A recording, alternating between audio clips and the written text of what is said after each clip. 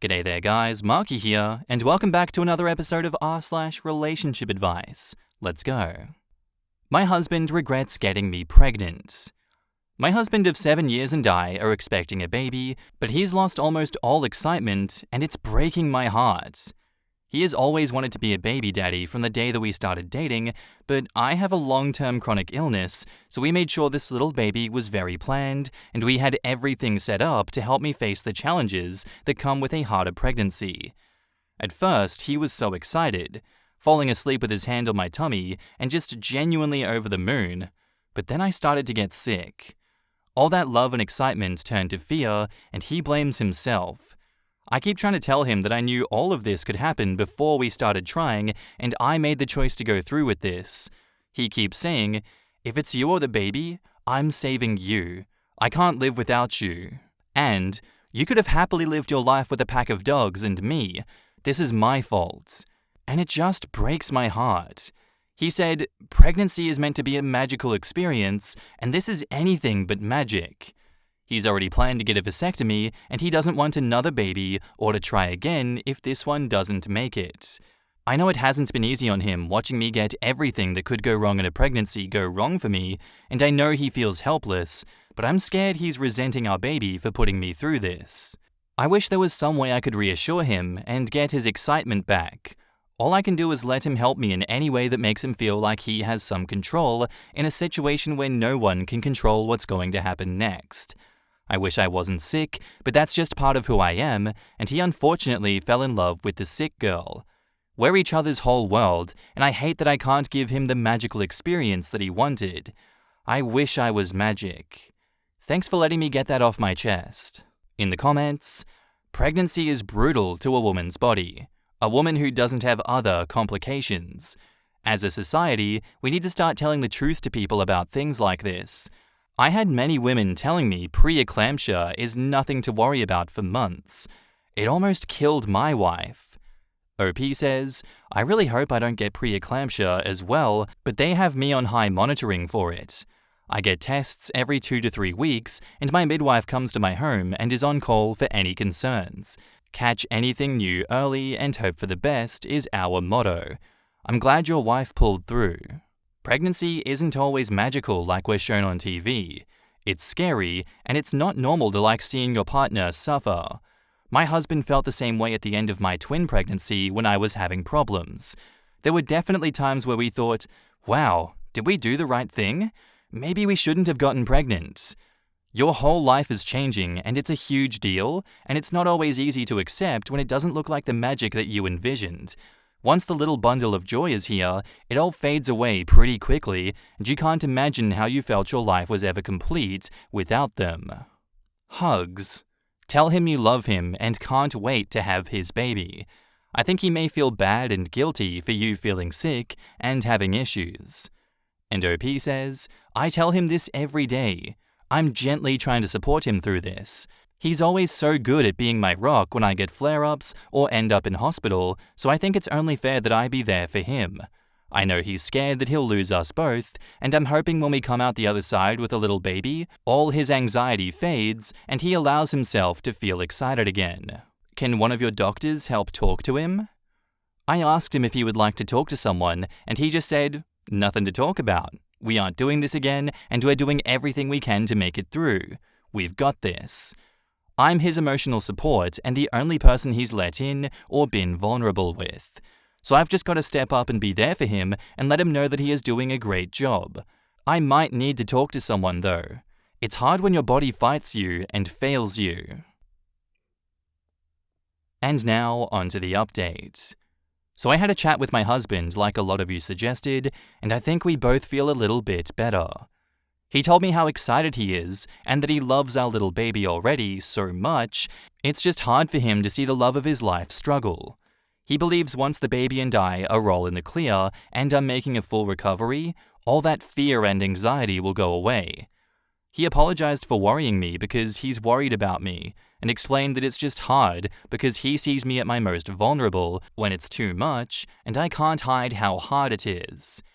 I explained to him how even very healthy people can have a lot of problems during pregnancy and that my body is doing far better than we expected.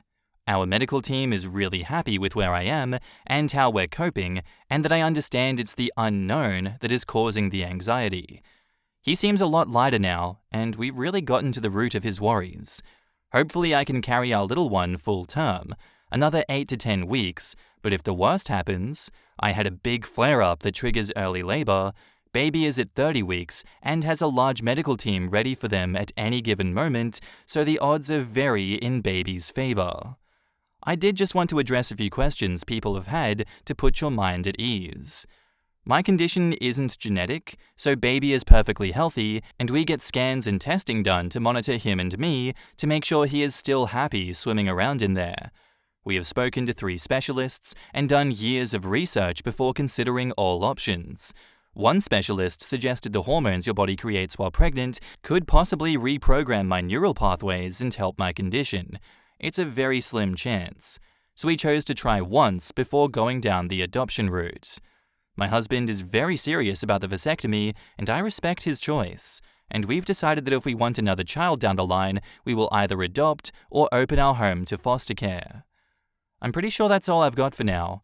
I've been requested to update when baby comes along and let you know how I do.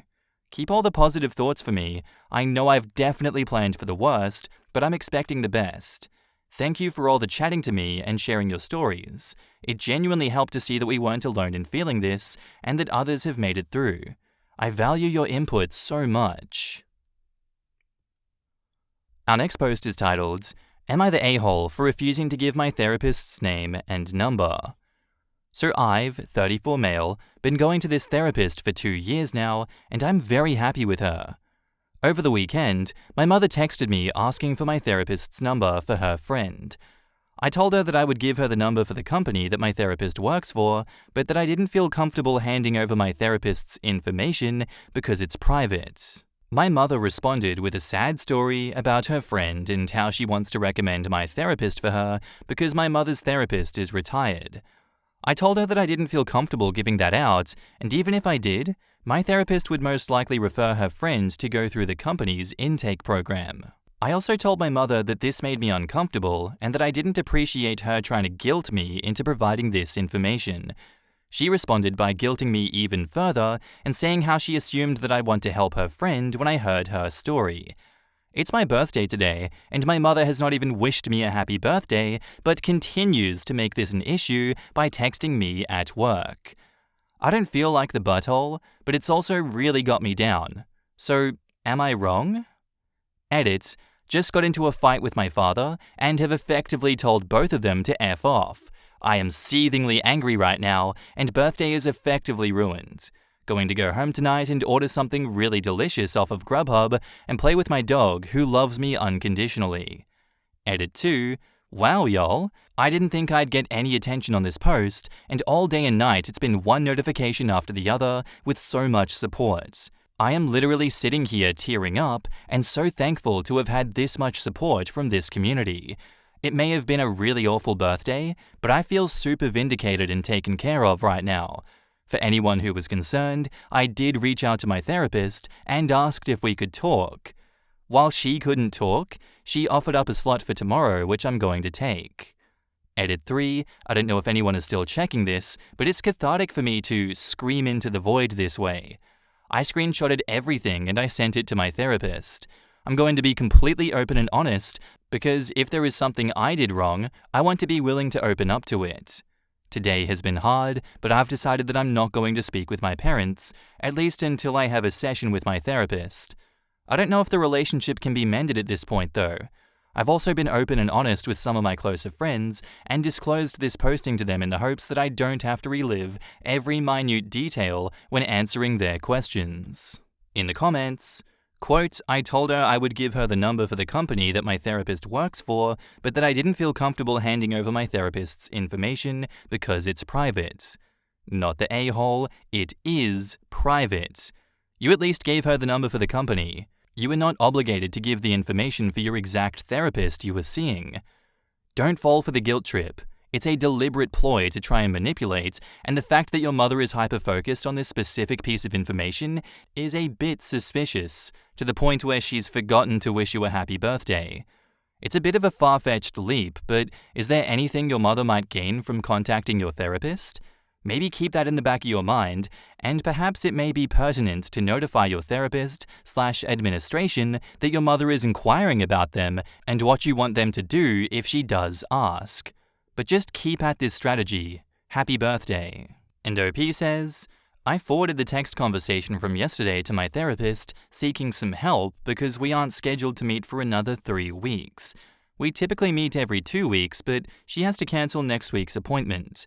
I haven't forwarded today's text messages because it's really gotten me down to receive this kind of a message on my birthday, and just the thought of reading it again, even if it's just to take a screenshot, makes me feel very depressed. Not the a-hole.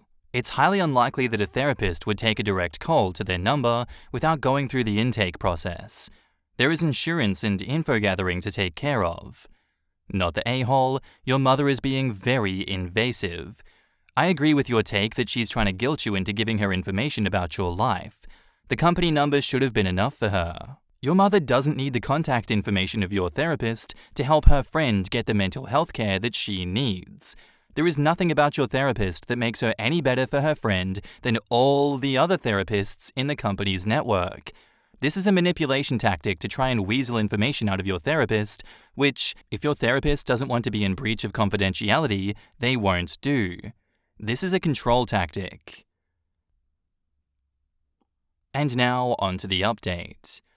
So I've been seeing some follow-ups being posted, and I figured I'd share this one in case anyone was curious. So obviously, things were very bad with my parents following this episode.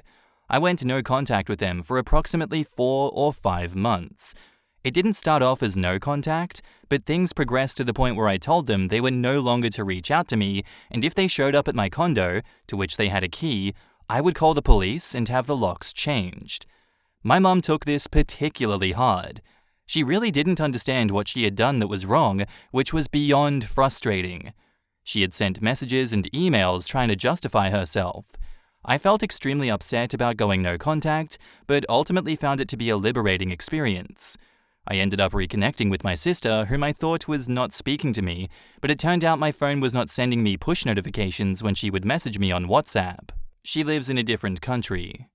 So anyway, in June or July of last year, I reached out to my parents and explained that we could have a phone call, but that it was not going to be a two-way conversation.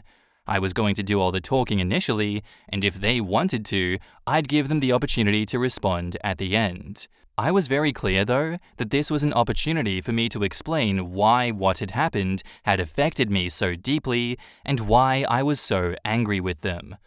The call actually went much better than anticipated. They were silent and listened, and the few times they started to speak up, I reminded them that this was not currently a two-way street. My mother played the whole situation off as a misunderstanding, although I don't buy it. My father didn't realize I wasn't speaking to him either. He thought it was just my mother who I was angry with, but he can be a little emotionally shallow, so I'm not that surprised. Following the phone call, I agreed to see them again on limited terms. It's taken some work, but we're back in a good place. I still think about last year, and I think about how this community helped me from going over the deep end. So I wanted to say thank you.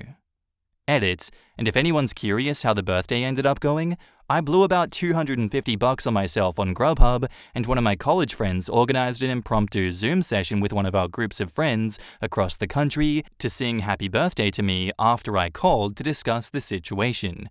We had been together when I was visiting them that weekend when the conversation with my mother first started. In the comments, I don't mean to laugh at your situation at all, but you going 4 to 5 months of no contact with your parents and your dad not realizing that he was included in that is the most stereotypical dad thing I have ever heard. And OP says, no, it's cool. Laugh at that because it's as ridiculous as it sounds. Reminds me of calling my parents, having my dad answer, and him immediately asking, do you want to talk with your mother? Maybe it's because we are Latin, but if I call my mum, my dad would call me and ask, in a completely offended way, hey man, I'm Dad, do you remember you have one of those? And then end the call so I can call him, and he starts like nothing happened because I'm the princesita. He is so jealous. I read the first story in the update, and I've yet to find out what did the parents do to deserve this horrible treatment. I mean, you sound very snowflakey. I got a similar feeling, but I suspect the answer is that they'd already had a really strained relationship, and this was just the last straw. Consider the mum's motivation here. There's only a few options that make sense. One is that the mum wanted to pressure the therapist into sharing information on OP's private sessions, which is actually really serious, even as a one-off. Another option is that the mum was being honest about the referral for the friend, which implies she doesn't understand what a reasonable expectation of for a friend is, and likely makes unreasonable demands on a regular basis. And OP says, "You hit it right out of the park. My mum has suffered from mental health issues for decades, and I have always been the one to put her before myself, even to my own detriment. I was taking care of her when I was still in high school. A lot of my therapy has dealt with my familial relationships, and that was my biggest concern. My therapist and I had several subsequent conversations where I explained that it didn't matter that I knew she couldn't and wouldn't disclose our sessions. I had this irrational fear that the two of them would start talking. It took me over a year to fully open up and start really digging into some of my more personal stuff with my therapist, and that was because of my irrational fears of my therapist talking about my issues with anyone." I was wondering what exactly your concern was when reading the post. Like, did your mum even have a friend? Or did she want the information so she could book an appointment with your therapist to give her side of things and make you out to be the bad guy? That is 100% something my mother would do, which is why she doesn't know that I was in therapy years ago. And OP replies, "A lot of people in the original post speculated that the friend wasn't real. She was. It was my mum's hairstylist, or that the problems weren't real. The topic was dropped like a brick when we reconciled, so I still don't know what the truth of the situation was." I can also see the whole "I do not want you to Google what therapist specializes in." You can refer someone to your hospital per se, but once you give the doctor's information, you are then giving up sensitive info. As in, you could see someone for a broken bone, or be seeing someone because you have cancer, but wouldn't know from the hospital's name. And it's beyond odd that she kept pushing the issue. It's 100% not yours, or even your mum's problem, to find a good therapist. And therapist may be good for person A, but person B does not click with them. And there are X many therapists that specialize in different issues. I'm guessing she was trying to be very nosy about the whole thing, and no friend indeed. And a side note, I would be very annoyed as the friend. Like, hello, do not be telling every frickin' one that I want a therapist. I asked for your therapist name, not for you to tell everyone to find me one. Friend asks mum, "I'm looking for a good therapist. Do you recommend yours?" And mum says, "No, she's retired." And then friend talks to a different person for a recommendation. After everything blew up, I called one of her friends who has always been a second mother to me, and we talked for a long time. She'd only heard half of the story and had told her that she had crossed a huge line and needed to apologize immediately.